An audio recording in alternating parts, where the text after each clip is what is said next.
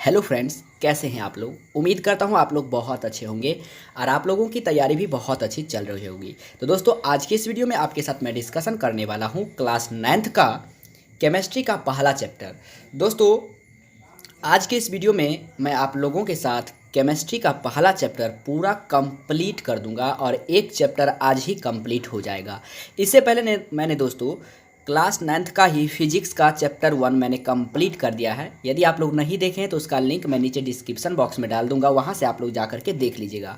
अगर आप class 10th के स्टूडेंट हैं और क्लास 10th का आप तैयारी करना चाहते हैं तो दोस्तों क्लास 10th का ऑल सब्जेक्ट का मैं तैयारी करा रहा हूं और सबका प्लेलिस्ट में वीडियो बना हुआ है। बारी बारी से आप लोग जा करके देख सकते हैं और अपना तैयारी कर सकते हैं।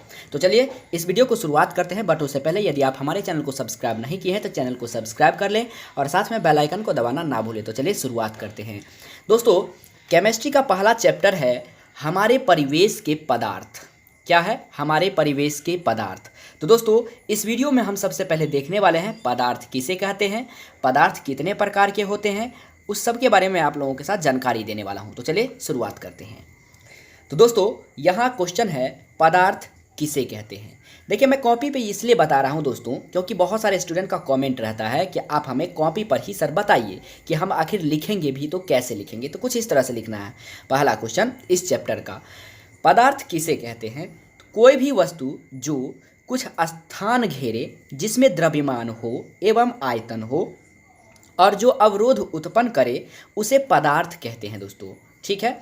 उसके बाद है नेक्स्ट क्वेश्चन, पदार्थ की भौतिक प्रकृति कितने प्रकार के होते हैं। यानी पदार्थ की भौतिक प्रकृति जो होता है वह कितने प्रकार के होते हैं, इस तरह से भी क्वेश्चन पूछ लिया जाता है। तो इसका आंसर होगा पदार्थ की भौतिक प्रकृति निम्नलिखित है। निम्नलिखित का मतलब हुआ नीचे है। पहला पॉइंट, पदार्थ जो होता है वह कणों का बना होता है। दूसरा, पदार्थ के कण अत्यंत सूक्ष्म होते हैं, बहुत छोटा होता है दोस्तों पदार्थ का जो कण होता है। ठीक है। पदार्थ के कण अनवरत गतिशील रहते हैं। ठीक है। और नेक्स्ट पॉइंट है, पदार्थ के कण एक दूसरे को आकर्षित करते हैं, यानी कि एक दूसरे को अपने ओर खींचते हैं। छोटा छोटा जो पॉइंट रहता है पदार्थ का वह अपने ओर जो होता है वह आकर्षित करता है। और लास्ट पॉइंट है, पदार्थ के कणों के बीच रिक्त स्थान होते हैं। जी हाँ दोस्तों, आपने बिल्कुल सही सुना, पदार्थ के कणों के बीच रिक्त स्थान भी होता है। जैसे मान लीजिए अगर आपके पास दोस्तों स्थान होगा मिट्टी का, अगर वहाँ पे पानी डाल दीजिए तो देखिए कुछ क्षण के लिए पानी गायब हो जाता है। मिट्टी भी एक प्रकार का पदार्थ है। सीमेंट ही है, जब आप घर बनाते हैं उस पर पानी डालिए तो दोस्तों पानी कहाँ चला जाता है, क्योंकि पदार्थ के कणों के बीच में क्या होता है, रिक्त स्थान होता है और पानी वहीं चला जाता है। ठीक है।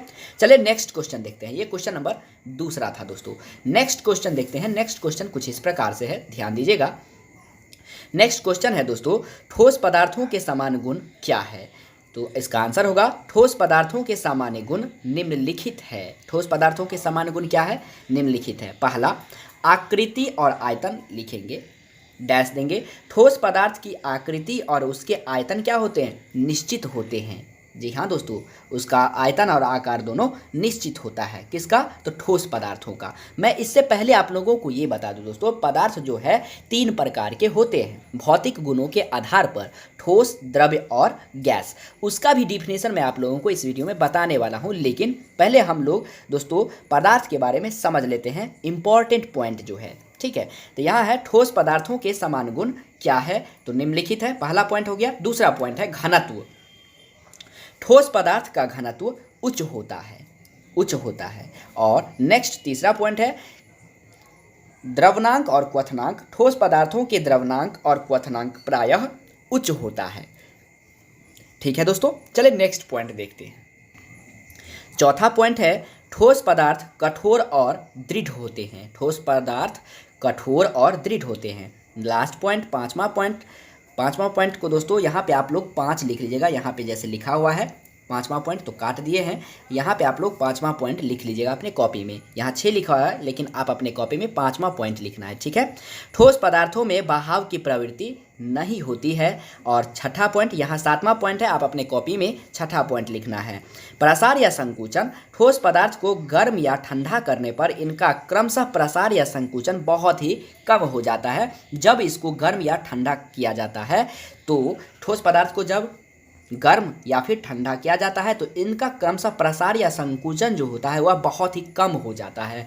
और इसका विसरण पॉइंट है दोस्तों, मतलब 7वां पॉइंट लिखना है, विसरण वह प्रक्रिया है जिसमें किसी द्रव के कण किसी अन्य द्रव में प्रवेश करते हैं। किसी द्रव के कण दूसरे द्रव में प्रवेश करते हैं उसे हम विसरण कहते हैं। तो इसका पॉइंट आप विसरण लिख सकते हैं, यानी 7वां पॉइंट, या फिर विसरण का डिफिनेशन भी अगर आपको पूछे कि विसरण किसे कहते हैं तो यही आपको लिखना है। ठीक है, चलिए अब हम लोग ठोस देख लिए, अब द्रव्य को देखते हैं दोस्तों। तो द्रव का सामान्य गुण क्या है? तो क्वेश्चन इसका आंसर हो जाएगा, द्रव का सामान्य गुण निम्नलिखित है। पहला, आकृति और आयतन। द्रव की आकृति निश्चित नहीं होती है किंतु उसका आयतन निश्चित होता है। जैसे दोस्तों आप लोग एक गिलास पानी ले लीजिए, उसका दोस्तों आकृति देखिए, गिलास में ले लीजिए तो गिलास की तरह हो जाएगा। अगर उस पानी को आप एक क्या कहते हैं थाली में ले लीजिए तो उस थाली के आकार का उसका पानी हो जाएगा। अगर उसको हम दोस्तों लोटा में ले ले, जनरली भाषा लोटा में ले ले, तो लोटा की तरह उसका आकार हो जाएगा, लेकिन उसका वेट जो है उतना ही रहेगा। अगर वह 200 ग्राम है तो 200 ग्राम ही थाली में, लोटा में और गिलास में भी पानी रहेगा। तो उसका आकृति क्या होता है, निश्चित नहीं होता है, लेकिन उसका आयतन निश्चित होता है। घनत्व है दोस्तों, द्रव का घनत्व उसके ठोस रूप के घनत्व से कम होता है। ठीक है, तीसरा पॉइंट, द्रव्य प्रायः असंपीड्य होते हैं। द्रव्य प्रायः क्या होता है, असंपीड्य होते हैं। चलिए इसका चौथा पॉइंट देख लेते हैं दोस्तों, द्रवनांक और क्वथनांक। इसका चौथा पॉइंट है, द्रवों के द्रवनांक और क्वथनांक ठोस पदार्थों से प्रायः कम होते हैं। यानी ठोस पदार्थ का द्रवनांक और क्वथनांक ज़्यादा होता है और द्रव्य पदार्थ का क्वथनांक और द्रवनांक जो है वह कम होता है ठोस पदार्थों से। ठीक है दोस्तों, और नेक्स्ट पॉइंट देखते हैं, द्रव्य पदार्थों में बहने की प्रवृत्ति पाई जाती है। जहां पे आपको उसको डाल दीजिए वह बह जाएगा। नेक्स्ट क्वेश्चन देखते हैं दोस्तों, क्वेश्चन नंबर 4, वाष्पन किसे कहते हैं? वाष्पन किसे कहते हैं तो समझिएगा बहुत ही शानदार तरीका से।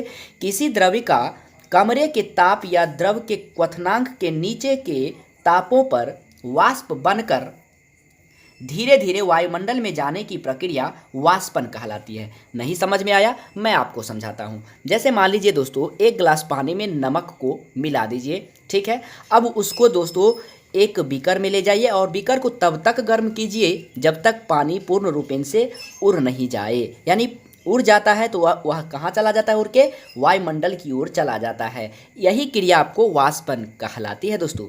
किसी द्रव का कमरे के ताप या द्रव के क्वथनांक के नीचे के तापों पर वाष्प बनकर धीरे धीरे वायुमंडल में जाने की प्रक्रिया वाष्पन कहलाती है। यानी कि हम जैसे बीकर को गर्म किए तो बीकर में पानी था, पानी धीरे धीरे क्या हो जाता है, वाष्प बन करके कहाँ चला जाता है, वायुमंडल में चला जाता है। तो वायुमंडल में जाने की ही प्रक्रिया या वह घटना, वह क्रिया आपको वाष्पन कहलाता है। ठीक है, चलिए नेक्स्ट क्वेश्चन की ओर बढ़ते हैं। नेक्स्ट क्वेश्चन है दोस्तों,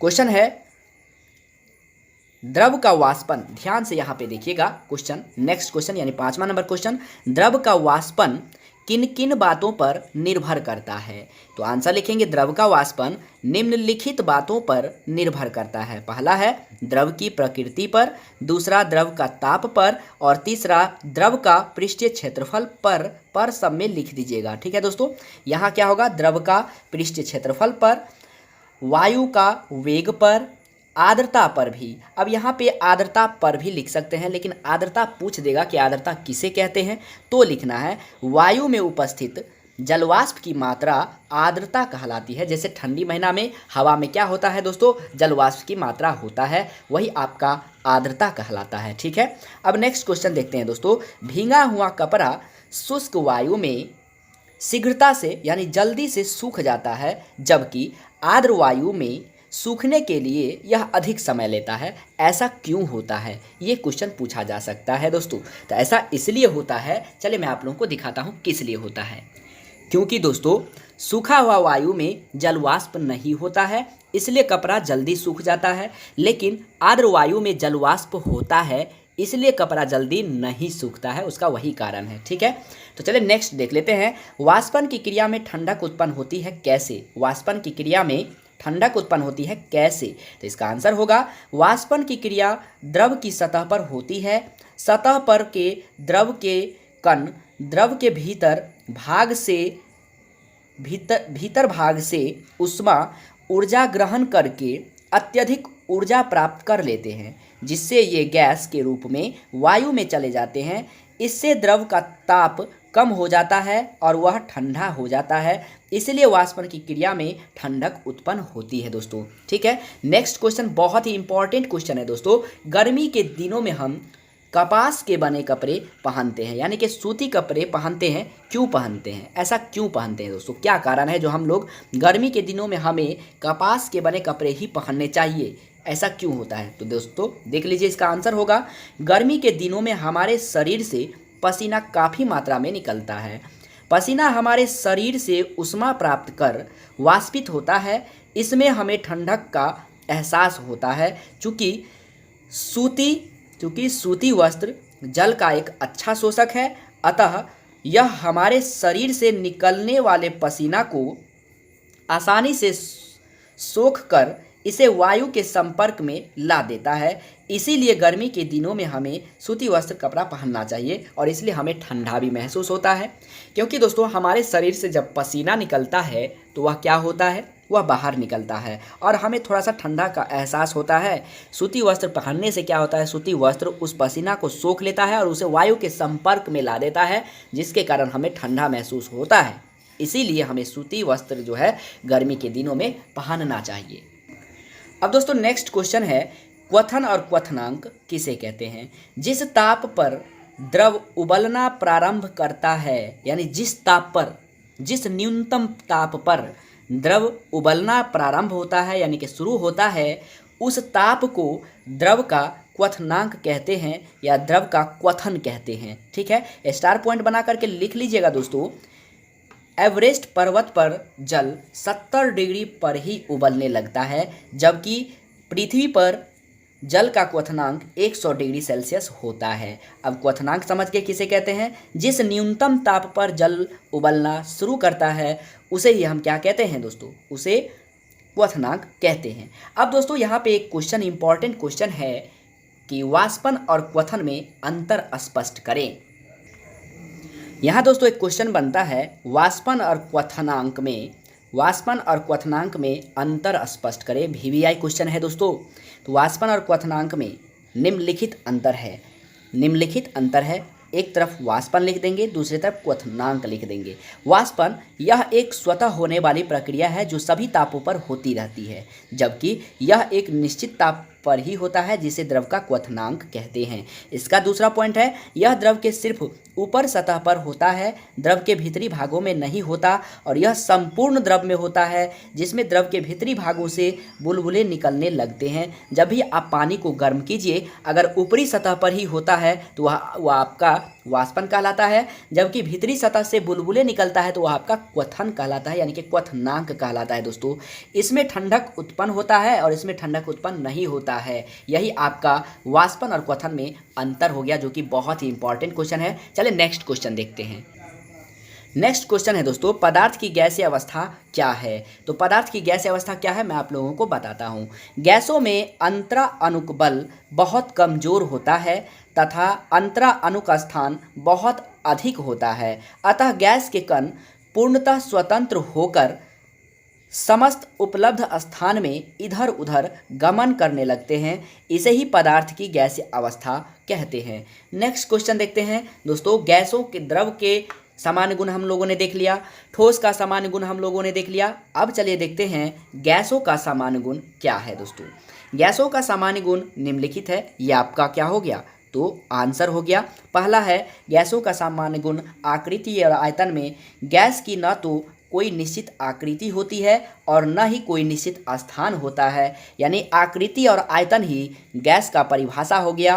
ठोस का भी मैंने आकृति और आयतन बताया और द्रव का भी आकृति और आयतन मैंने बताया। अगर आकृति और आयतन आपको याद है तो तीनों का परिभाषा आप लोगों को हो गया। जैसे यहाँ देखिए, अगर कहेगा गैस किसे कहते हैं तो क्या कहेंगे दोस्तों, जिसका न तो कोई निश्चित स्थान होता है, न तो कोई निश्चित आकृति होती है और न ही कोई निश्चित आयतन होता है, वह आपका क्या कहलाता है दोस्तों, गैस कहलाता है। ठीक है, यही आपका डिफिनेशन हो गया। इसलिए मैंने अलग से डिफिनेशन नहीं लिखा, आप लोगों को नहीं बताया। ठीक है, अब आप लोगों को समझ में आ गया होगा दोस्तों। दूसरा पॉइंट है घनत्व। ठोस एवं द्रवों की तुलना में ठोस और द्रव की तुलना में गैस के घनत्व क्या होते हैं, निम्न होते हैं। ठोस से भी कम होता है और द्रव से भी कम होता है। जैसा कि आप लोगों को पता है, ठोस ज़्यादा होता है, इससे कम होता है द्रव, और इससे भी कम होता है गैस का क्या चीज़, तो घनत्व। ठीक है।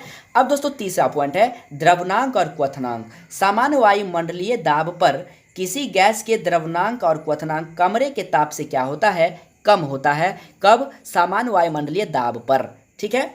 अगला है संपीड्यता, चौथा पॉइंट संपीड्यता है दोस्तों। गैसों की संपीड्यता क्या होती है, बहुत अधिक होती है। गैसों की संपीड्यता बहुत अधिक होती है। नेक्स्ट पॉइंट है दोस्तों ऊष्मा और ठंड का प्रभाव। गर्म या ठंडा करने पर गैसों को क्रमशः प्रसरित या संकुचित किया जा सकता है। गर्म या ठंडा करने पर गैसों को क्रमशः प्रसरित या संकुचित किया जा सकता है। चलिए नेक्स्ट देख लेते हैं, नेक्स्ट पॉइंट देखते हैं। नेक्स्ट पॉइंट है दोस्तों गैसों का विसरण। गैसों का विसरण, घनत्व में अंतर रहते हुए भी गैसों के परस्पर मिश्रित हो जाने की स्वाभाविक प्रक्रिया को गैसों का विसरण कहते हैं। अगर अलग से आप लोगों को ये क्वेश्चन पूछ लिया जाता है गैसों का विसरण किसे कहते हैं, तो यहाँ से यहाँ तक लिख देंगे, यही आपका गैसों का विसरण का परिभाषा भी हो गया और गैसों का सामान्य गुण का एक पॉइंट भी हो गया। ठीक है। नेक्स्ट पॉइंट है गैसों का संघनन। पदार्थ के गैसीय रूप का द्रव रूप में परिवर्तन गैस का संघनन कहलाता है। अगर आपको संघनन या गैस का संघनन भी पूछ लेता है तो यही आपको डेफिनेशन लिखना है दोस्तों कि पदार्थ के गैसीय रूप का द्रव्य रूप में परिवर्तन गैस का संघनन कहलाता है। और ये गैस का सामान्य गुण का ये एक पॉइंट भी हो गया। नेक्स्ट क्वेश्चन देख लेते हैं दोस्तों गैस का दाब किसे कहते हैं। बर्तन की दीवारों की प्रति इकाई क्षेत्रफल पर गैस के कणों द्वारा आरोपित बल गैस का दाब कहलाता है। बर्तन की दीवारों के प्रति इकाई क्षेत्रफल पर गैस के कणों द्वारा आरोपित बल गैस का द्रव कहलाता है। ठीक है। स्टार पॉइंट है वायु का दाब वायुमंडलीय दाब कहलाता है। समुद्र तल पर वायु का दाब एक वायुमंडल कहते हैं। दाब की इकाई पास्कल होती है दोस्तों। दाब की इकाई क्या होती है, पास्कल। एक वायुमंडलीय दाब बराबर कितना होता है, 1.01 गुना 10 के पावर 5 पास्कल। ये मतलब क्या होगा, पास्कल। पास्कल क्या है, दाब की इकाई है दोस्तों। ठीक है। अब नेक्स्ट क्वेश्चन देख लेते हैं पदार्थ का द्रवनांक किसे कहते हैं। दोस्तों पदार्थ का द्रवनांक किसे कहते हैं, तो वायुमंडलीय दाब पर वह ताप जिस पर कोई ठोस पदार्थ द्रव अवस्था में परिवर्तित होता है या होना प्रारंभ करता है उसे हम उस ठोस पदार्थ का द्रवनांक कहते हैं। यानी फिर से समझिए, वायुमंडलीय दाब पर वह ताप जिस पर कोई ठोस पदार्थ द्रव अवस्था में परिवर्तित होना प्रारंभ करता है उसे हम उस ठोस पदार्थ का द्रवनांक कहते हैं। चलिए नेक्स्ट क्वेश्चन देखते हैं। नेक्स्ट क्वेश्चन है दोस्तों, उससे पहले स्टार पॉइंट देख लीजिए। बर्फ का द्रवनांक कितना होता है, 0 डिग्री सेल्सियस होता है या फिर केल्विन में 273.15 केल्विन होता है। ठीक है। अब यही देख लेते हैं ठोस पदार्थ का द्रव में परिवर्तन ठोस पदार्थ कहते हैं। ठोस पदार्थ का द्रव में परिवर्तन ठोस पदार्थ कहते हैं। ये कुछ अजीब सा लग रहा है जो कि बहुत ही इम्पॉर्टेंट है। कभी कभी इस तरह से भी क्वेश्चन पूछा जा सकता है। ठोस पदार्थ का द्रव में परिवर्तन ठोस पदार्थ कहलाता है या ठोस पदार्थ कहते हैं। ठीक है दोस्तों। चलिए नेक्स्ट पॉइंट देख लेते हैं। द्रवण की गुप्त ऊष्मा किसे कहते हैं। वायुमंडलीय दाब पर किसी ठोस पदार्थ के 1 kg को उसके द्रवनांक पर द्रव अवस्था में परिवर्तित करने के लिए आवश्यक ऊष्मा को उस ठोस पदार्थ के द्रवण की गुप्त ऊष्मा कहते हैं। बहुत ही इंपॉर्टेंट क्वेश्चन है दोस्तों। ठीक है। चलिए नेक्स्ट क्वेश्चन देख लेते हैं, बट उससे पहले हम स्टार पॉइंट देख लेते हैं। बर्फ के द्रवण की गुप्त ऊष्मा कितनी होती है। बर्फ के द्रवण की गुप्त ऊष्मा कितनी होती है, very very important point, 3.347 into 10⁵ joule प्रति केजी होता है। 3.347 गुना 10 के पावर 5 जूल प्रति केजी होता है। ठीक है दोस्तों। नेक्स्ट क्वेश्चन है द्रव का क्वथनांक किसे कहते हैं।